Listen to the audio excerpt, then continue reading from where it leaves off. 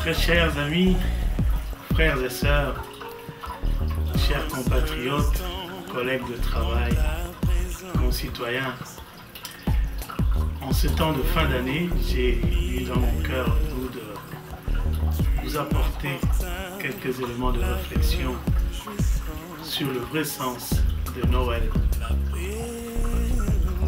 Comme vous constaterez, Noël a perdu son sens original. J'ai entendu dire quelque part que Noël était la fête de cadeaux. Certains diraient que Noël c'est la fête en famille. Et d'autres m'auraient dit que Noël c'est l'occasion de s'éclater. Les commerçants disent voilà la bonne opportunité de se faire de l'argent. Mais tout le monde oublie celui dont il est question réellement. Il s'agit de Jésus. J'aimerais lire avec vous ce que la Bible dit au sujet de la naissance de Jésus. Lorsque les anges ont rencontré le berger, qu'est-ce qu'ils leur ont dit réellement? Lorsqu'on lit dans Luc chapitre 2, à partir du verset 13, on voit qu'il est écrit tout à coup, il y eut avec l'ange une troupe nombreuse d'anges du ciel qui louaient Dieu en disant gloire à Dieu dans les lieux très hauts et paix sur la terre pour ceux qui l'aiment.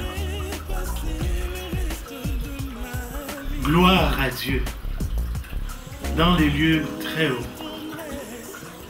et paix sur la terre pour ceux qui l'aiment. Dans d'autres versions, on dirait paix sur la terre pour ceux qui ont le cœur bienveillant. Aujourd'hui, combien pourraient dire que pendant la fête de Noël, ils pensent d'abord à donner gloire à Dieu? Moi, j'aimerais nous dire que les anges ont exhorté les bergers à dire gloire à Dieu parce qu'ils ont indiqué l'importance de l'enfant qui naîtrait. Il sera le sauveur et le Messie. En fait, je voulais nous dire que Noël, c'est la fête des rachetés. Ils anticipent le salut. Le Messie est venu l'envoyer, le prophète, le sauveur. C'est lui qui devrait être suivi. Voilà pourquoi il est porteur du message de paix. Mes vœux pour vous en cette fin d'année seraient des vœux de paix. Paix avec Dieu, paix entre nous humains. As-tu quelque chose à régler avec un frère? Règle-le. As-tu quelque chose à régler avec Dieu? Règle-le. Soyez en paix. Soyez en paix avec Dieu. Paix face au tournant de la vie.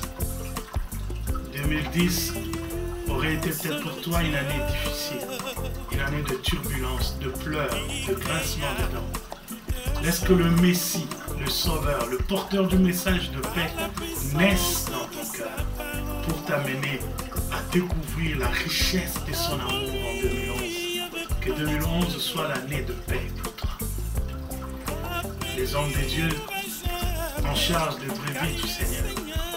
Nous savons combien c'est lourd d'être berger, combien c'est difficile de traîner le poids du ministère. Mon vœu le plus fort pour 2011 qui arrive, que vous soyez dans la paix du Seigneur. La paix qui est la quiétude, la confiance en celui qui est au-dessus de toutes choses. Celui qui est né pour donner la paix sur la terre. Ce n'est pas au ciel qu'on aura besoin de la paix, c'est sur terre. Là où il y a le pleur, le grincement des dents, de la famine, des difficultés. Là où il y a des familles divisées. Là où il y a des déchirements dans la société. Voilà l'opportunité de revenir à celui qui était né pour donner la paix. Chaque fois que ça sera dur pour vous, le ministère pesera pour vous. Je prie que Dieu se souvienne de vous comme messager. Parce que le Christ qui était né, à chaque fois que les choses semblaient difficiles au regard de tout ce que les hommes auraient fait contre lui, il se remettait au Père. Je me souviens qu'il aurait dit, Père, je sais que tu m'exauces toujours, mais je te prie d'agir pour que ceux-ci croient que c'est toi qui m'as envoyé. N'oubliez pas, serviteurs de Dieu, n'êtes que envoyés. Ce n'est pas votre œuvre, c'est l'œuvre de Dieu. Sachons nous recommander entre les mains de Dieu quand c'est difficile, parce qu'il est le prince de paix. À toi qui erres dans la rue, tu ne sais pas où dormir, mon message pour toi pour cette fin d'année, c'est que tu découvres le prince de paix. Regarde, quand les anges ont fini de parler, la réaction des bergers. Le verset 15, lorsque les anges les eurent quittés pour retourner au ciel, les bergers se dirent les uns aux autres, allons donc jusqu'à Bethléem, il faut que nous voyions ce qui est arrivé. C'est que le Seigneur nous a fait connaître. Ils ont eu à cœur de découvrir. Commençons cette année 2011 avec un cœur disposé.